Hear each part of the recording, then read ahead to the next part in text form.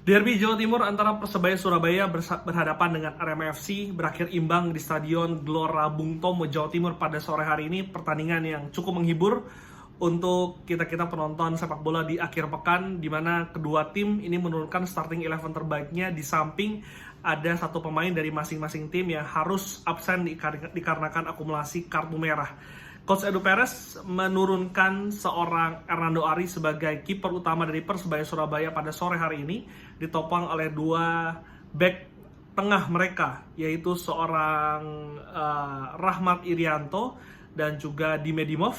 Sementara di lini tengah ada seorang Tony Firmansyah, ini gelandang dari timnas U23 yang turunkan berduet dengan seorang Milos. Sementara untuk di tiga depan, tentu ini merupakan tiga pemain depan terbaik dari Persebaya, yaitu ada Malik Rizaldi, ada seorang Galih Freitas, dan juga ada seorang Bruno Moreira yang menjadi kapten tim pada pertandingan hari ini.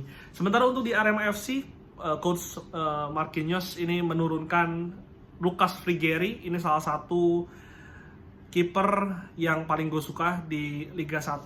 Gue udah ngikutin sejak dia bermain di Madura United. Refleksnya sangat luar biasa, penyelamatannya cukup banyak, dan juga selain itu tadi ada seorang Luis Gustavo yang diduetkan dengan Blade di lini belakang dari Arema FC. Sementara kalau misalkan di Persebaya ada Tony Firmansyah, ini ada rekannya di timnas U23 yaitu Arkan Fikri yang dimainkan di tengah bersama dengan Betinho. Sementara di lini depan Dalberto masih menjadi tumpuan, ditopang oleh Salim dan juga tadi Paulinho yang diturunkan sebagai starting 11. Babak pertama tim tuan rumah memang sangat mendominasi, kurang lebih 40 menit mereka terus menerus menekan. Setidaknya gua mencatat ada 3 peluang emas yang didapatkan oleh tim kebanggaan dari Bonek Mania. Yang pertama tentu ada tendangan dari seorang Milos memanfaatkan pergerakan dari Galih Freitas yang dapat menarik 3 back dari Arema FC sehingga Milos kosong ditendang tapi sayang bolanya masih berada di atas mister gawang dari Arema FC. Sementara peluang kedua didapatkan ada peran juga dari seorang Milos yang memberikan umpan trupas kepada seorang Bruno Moreira yang harus ditabrak oleh Lucas Frigeri. Wasit hanya memberikan kartu kuning. Sebetulnya keputusan yang tepat, karena kalau kita lihat walaupun memang ada pelanggaran di situ, tapi ada 3 pemain Arema yang membackup pelanggaran dari seorang Frigeri. Dan yang terakhir, kalau nggak salah, tendangan bebas dari Galih Freitas masih ditahan oleh Frigeri sehingga membuat pertandingan dengan skor 0-0 yang bertahan sampai dengan menit 45. Arema FC babak pertama tampak tidak banyak memiliki peluang. Dalberto yang hanya memberikan peluang one shoot on target di akhir babak pertama, tapi kredit harus diberikan kepada seorang Betinho dan juga seorang Luis Gustavo yang sangat baik dalam melakukan pertahanan. Luis Gustavo tadi mengcover seluruh pertahanan dari Arema FC, sementara Betinho ini menjadi petarung di lini tengah dari Arema, memfilter serangan dari Persebaya Surabaya. Babak kedua justru yang agak sedikit mengejutkan, tim asuhan dari Singoedan ini melakukan inisiatif serangan lebih, mencoba untuk keluar menyerang, mencoba untuk menekan. Tadi hasilnya ada 1 peluang dari Salim, tapi sayang keputusannya untuk menggocek back dari Persebaya ini masih kurang tepat sehingga bola akhirnya tidak bisa dimanfaatkan ataupun tidak bisa dihasilkan menjadi gol.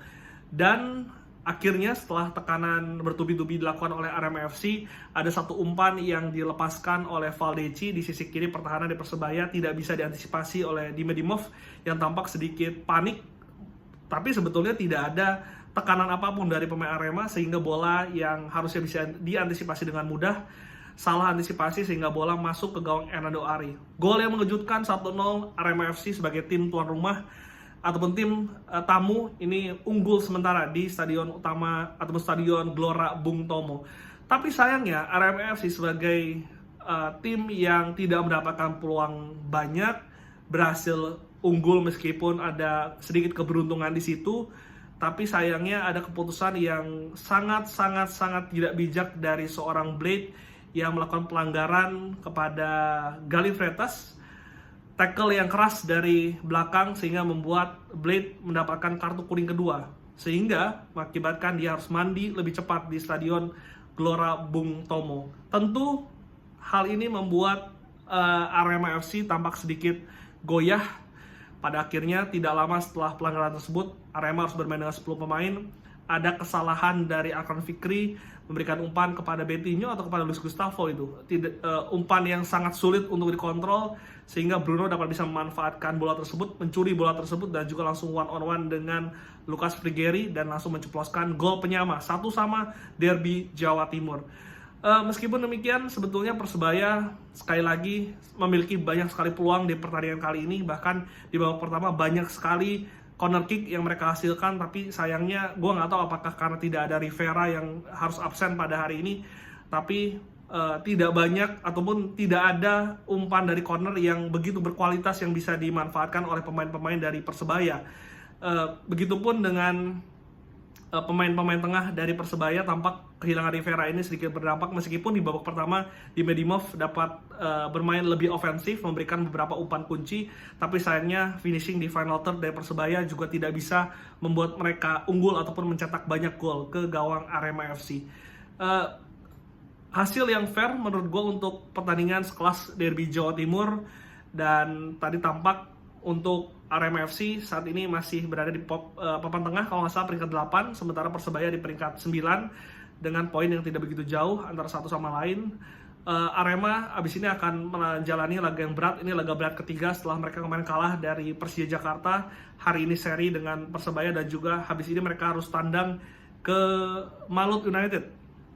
Pertandingan yang tentu tidak mudah karena Malut sendiri sekarang berada di posisi 3 klasemen, sementara untuk Persebaya Surabaya berada di peringkat 9, dan kita nantikan nih apakah Persebaya dengan squad salah satu yang mewah di Super League bisa memberikan hasil yang maksimal untuk bonek mania.